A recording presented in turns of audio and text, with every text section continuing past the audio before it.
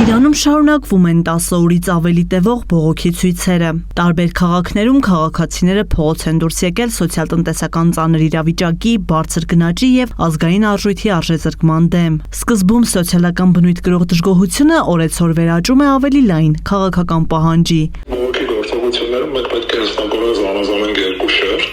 Մեկը դա իրոք օբյեկտիվ պատճառներով բողոքող քաղաքացիներն են։ Եվ այդ պատճառները հիմնականում վերաբերում են տնտեսական զանազան խնդիրների,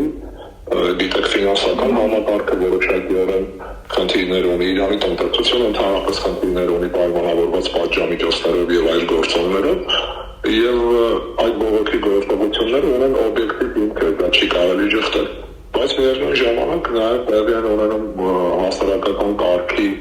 նույնիսկ զինված ասեմ այսպես ֆակտորներ եւ դրան իրանական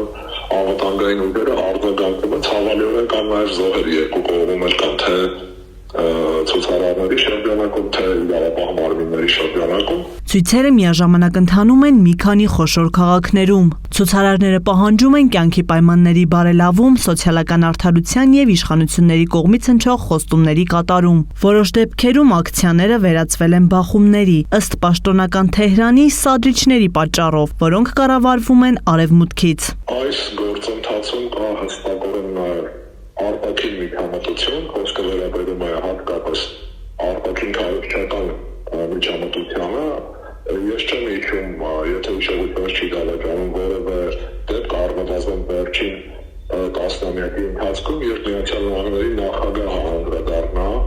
այն էլ որոշակի սպառնալից տոնայնությամբ Իրանի ներսում տեղի ունեցող բողոքի գործողություններին, այս տարեգրում մենք ունենք երկու անդրադարձ, մեկը գրառումը, նախագահ Թրամփի, մյուսը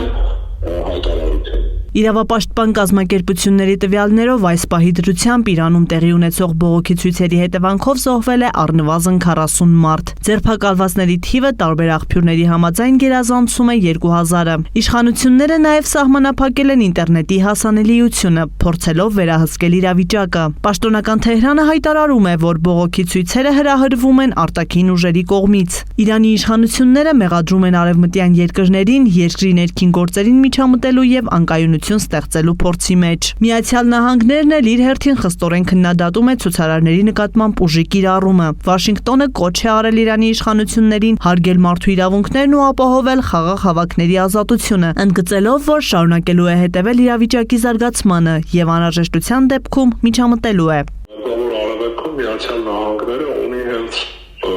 պետություն, որը շահագրգիռ է Իրանի նկատմամբ ռազմական գործողությամբ լինի դա տեղային գործողություն, թե լինի ավելի լայնածավալ գործողություն, խոսքը գնում է բնականաբար Իսրայելի մասին, Իսրայելը ամենևին դեմ չի լինի մեր մասով, եթե տեղի ունենա Միացյալ Նահանգներ Իրան բախում, այլ խնդիրը թե որքանով է նահանգները այս պահին պատրաստ ուժեր կենտրոնացնել մերձավոր արևելյան քաղաքականության տիրույթում եւ խոսքը գնում է հատկապես ռազմական դրա բաղադրիչի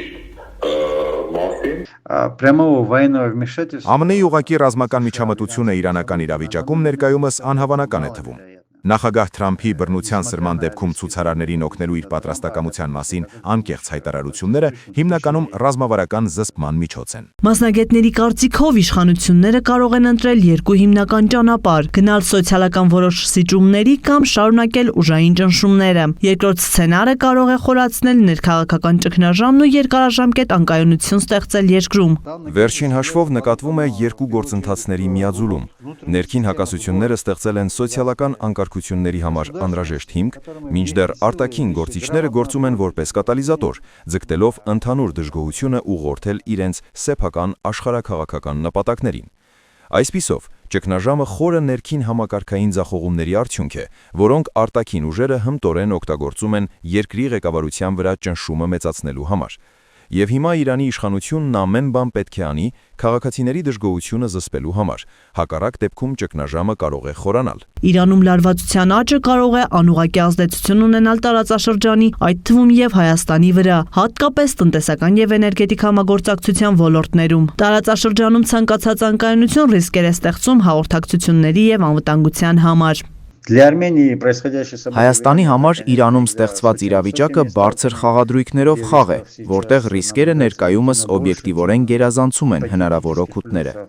Թեհրանը վաղուց ի վեր Երևանի դարպասն է դեպի աշխարհ եւ կարևորագույն լոգիստիկ կենտրոն, ինչը թույլ է տալիս պահպանել որոշակի հավասարակշռություն Թուրքիայի եւ Ադրբեջանի կողմից պարտադրված շրջափակման պայմաններում։ Հարևանների մոտ ցանկացած լուրջ անկայունություն անմիջապես կազդի հայկական շուկայի վրա, սկսած մատակարարման շղթաների խափանումներից մինչև գազի եւ էլեկտրաէներգիայի գների բարձրացում։ Իրանում բողոքի ցույցերը շարունակվում են, իսկ զարգացումները մնում են անկանխատեսելի։ Միջազգային հանրությունը կոչ է անում զսպվածության, մինչդեռ երկրի ներսում սոցիալական լարվածությունը դեռևս չի նվազում։